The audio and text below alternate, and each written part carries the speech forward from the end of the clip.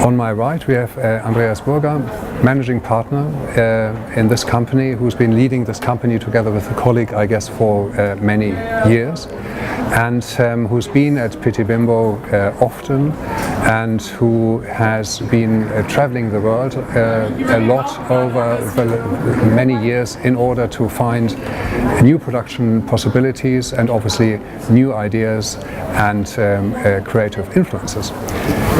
Shall we first of all, thanks very much for coming. Yeah, although you haven't been notified properly. No, it was on short notice, but yes. I'm happy to be here. Wonderful. You are here at Pitti Bimbo regularly. So Pitti Bimbo obviously means a lot to you. It's important for your business. Yes, absolutely. We've been here for over 7 years now, and it has become the key exhibition. We take part in many exhibitions all over the world, but Pitti is definitely the number one. We see that this is also the only real international marketplace and trade show. So I'm always extremely happy to be here. We are here for several reasons, of course. Yes. One of them is to actually meet our ongoing customers. We also take this as an opportunity to actually place orders, which not all shows this is so common, but here we actually have some accounts that place orders, yes. And they're quite remarkable. And on top of it, this is always a platform where we find new accounts, because the visitors come from all over the world, and I think it's a great opportunity to have the chance to meet you. Yes. Is it actually really a chance? Are people, potential accounts, customers, walking past your stand, looking at it, and then dropping in because they take an interest, or do you organize lots of meetings beforehand? Do you focus on certain markets, certain countries where you think they will be present here in Florence, so therefore I will approach them and see whether I can set up a meeting? Well, we do a lot of groundwork, of course, in a preparation for this show, and not just for this show, but for the whole season. And we have a long-term plan of how we actually acquire new accounts all over the world. So this starts, of course, with the product itself. Then we make a very professional and extensive campaign. We shoot catalogs. We spend a lot of money on the marketing effort, and then we go out and we talk to our sales force, and we address key markets that we think are interesting for us, and we distribute those marketing materials there. So we do a lot of work up front. Then we invite people. We do it through, of course, online. We do it through email marketing is now a key effort. And then a lot of people eventually show up, and then the first personal contact often takes place here. So this is a chance. Of course, there's always the opportunity to meet somebody by chance or by accident, yes. Which is always nice. Which is good as well. Blue 7 is really, I think, a quintessential, famous German Mittelstand, medium-sized company. So I need to ask the question, in terms of sales, how important is Germany, how important is overseas, or how important is Europe? Just for the viewer to get an understanding.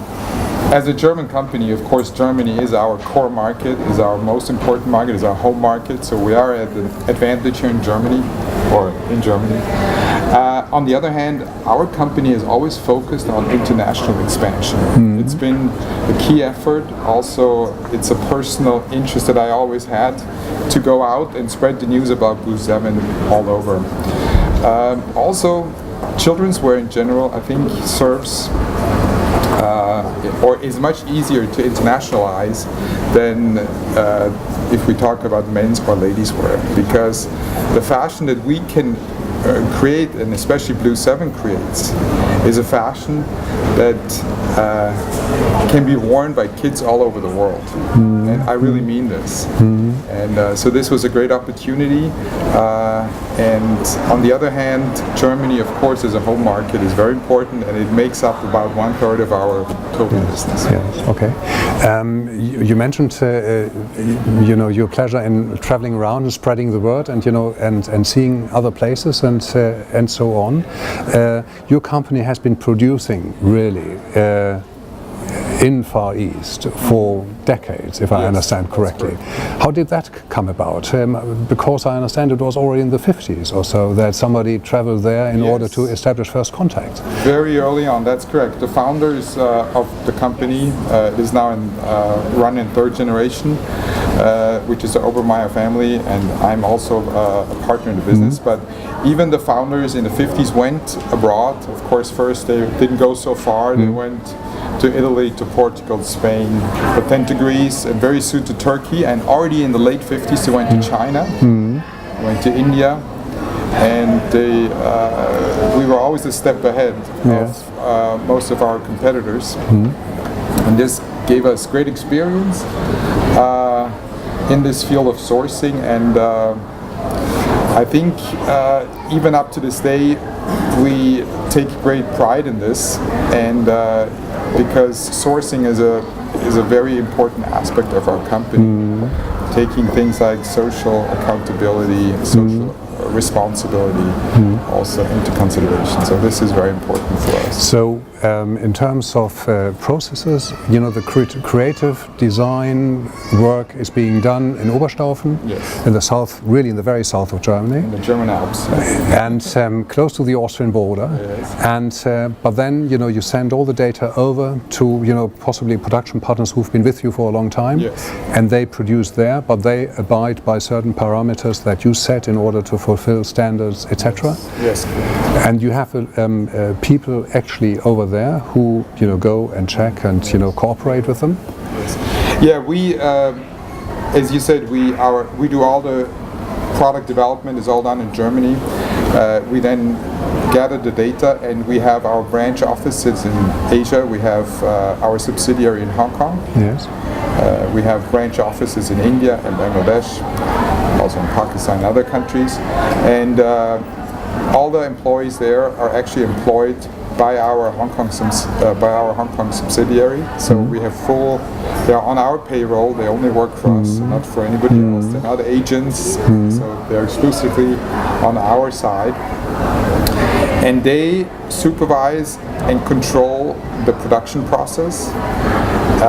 They also take great pride in assuring that the social responsibility standards that we set are kept. So we always put them, aside from all the international organizations that we also hire, such as BSCI and several other testing institutes, but also our own people are always in the factory, and they always are there to actually supervise and control production. It's very important. Yes. It's very important, especially because not only in the center of Europe, but in more and more countries, the awareness of sustainability issues is growing, and I reckon the demand for sustainably produced products is grown as well, isn't it? Absolutely. And so I understand that. Let's turn, because we don't have that much time, a bit to the retail sector, to where we actually see the consumer, see how he shops, and where you have the challenge to actually get the product in front of him or her. In this, let's talk a bit about Germany. How would you gauge the situation in German retail at the moment? There are lots of challenges going on. What are the main challenges? What might be solutions? What's your take on the last 12, 24 months? Well, the German market is, of course, a challenging one. On the other side, it's also a very attractive one. You know, the German economy is in a fairly good state. You know, the overall data is quite good. People are maybe not consuming as much fashion as they have before. So fashion is not a priority product. It used to be in previous times, but in any case, a lot of retailers are doing a fabulous job. They are really putting a lot of effort into making the shopping experience exciting for their customers. I think it's really important for the retailer to have a very balanced merchandise mix. I think they have to take the extra step, to make the extra effort to really have an interesting assortment. The customer doesn't want to be bored when they go shopping.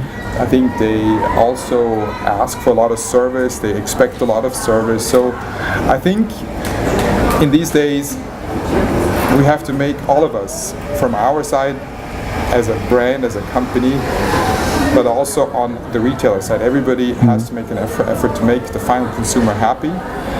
And of course, as a brand, we also have to understand that goods are not distributed only in retail stores anymore. So we are touching on online, on digital platforms, which, you know, is, you know, again, for a manufacturer not that easy, you know, to strike the right balance. You know, you're looking after the retail, the stationary retail, but obviously you can't avoid online platforms. So how do you go about that? You have partners, you are active online. We don't have our own online shop, our own B2C online shop. We sell our brand very successfully on established platforms in Germany, but also in other European countries. We have some very good accounts, basically in Holland, in the Czech Republic, for example, in Poland, but also in Spain. So these are really important markets for us. And I think consumer behavior has really changed in the past few years. People are shopping in different channels. They go online, they go offline. Sometimes what we also see that brands who first get in touch with Blue 7 actually go and search it in the malls, in the stores. They go into the streets because they have never seen it before, but now they're going and they are looking for it. So it can also benefit the retailer, the offline retailer, if a brand has a strong presence online. Yes, this is a fascinating subject. Unfortunately, we don't have much more time. And but coming quickly back to European expansion, because that is something many of the labels are here for. They want to grow. They want to grow internationally. Are there, despite the economic circumstances being slightly, more difficult in bordering nations, do you see lots of potential, especially in the south? How do you gauge the situation in Italy, in Spain, Portugal? Is it on the up? Well, the economic situation is quite challenging in Italy. I think Spain has picked up a little bit. They're doing much better. The whole industry is also going through a big change right now. But one thing that's really different here in the southern part of Europe, that you still have a lot of independent retailers here. They are also interested to bring new brands, a new product portfolio into their stores. So I think for brands and for new brands and for us as a German brand, we can be very attractive to these retailers. And one thing that of course here in the south can be challenging, some of the logistics, maybe sometimes we have to also consider how to actually control the payment and the accounts receivable and things of this nature. Okay. Thank you very much indeed for sharing this with us, and I hope we meet again, perhaps in a half year's time at Pitti in the summer. But thank you for the insight, and all the best for the next few days. Thank you very much. Okay. Thank you.